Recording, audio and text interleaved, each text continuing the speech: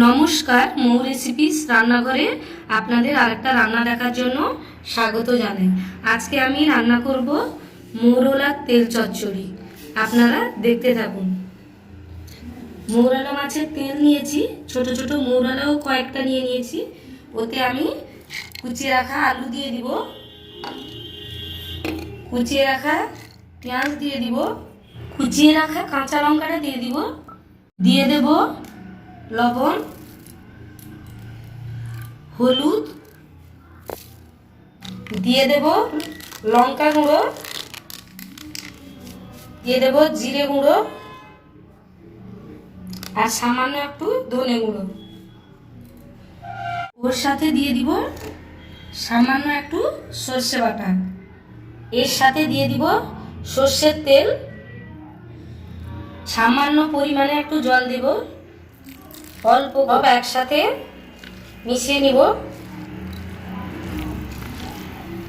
গরম গরম ভাতের সাথে এই তরকারিটা খেতে দারুণ লাগে। কড়াইতে দিয়ে দিব সামান্য সর্ষের তেল।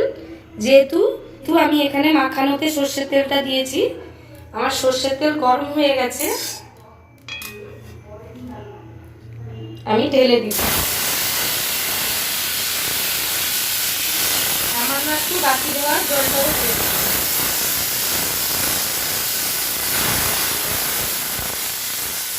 এখন থেকেই দারুণ স্মেল বেরোচ্ছে।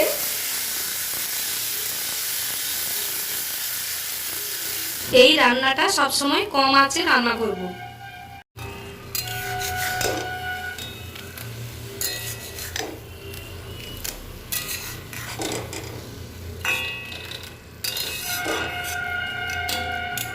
তরকারিটা এপাশ ওপাশ করে দিলাম, আর 5 মিনিটের মতো কম আঁচে হতে থাক।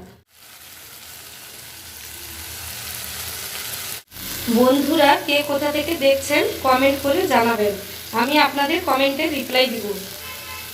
এই রান্নাটা গরম গরম ভাতের সাথে খেয়ে দেখবেন, একবার অন্তত বানিয়ে দেখবেন বাড়িতে।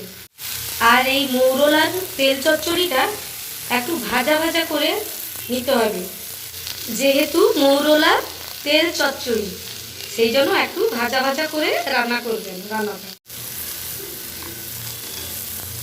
এর উপরে একটু সর্ষের তেল ছড়িয়ে দিব। চচ্চড়িটাকে উল্টে নিব, ওপাশ উল্টে।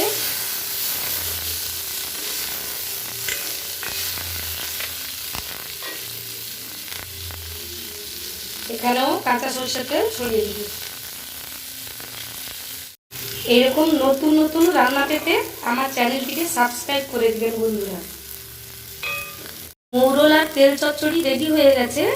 আমি উপর থেকে আর একটু কাঁচা সর্ষের তেল ছড়িয়ে দিব, গ্যাসটা অফ করে দিব। বন্ধুরা আমার রেডি হয়ে গেছে মৌরলার তেল চচ্চড়ি। আমার এই রান্নাটিতে লাইক, কমেন্ট, শেয়ার করার অনুরোধ রইল।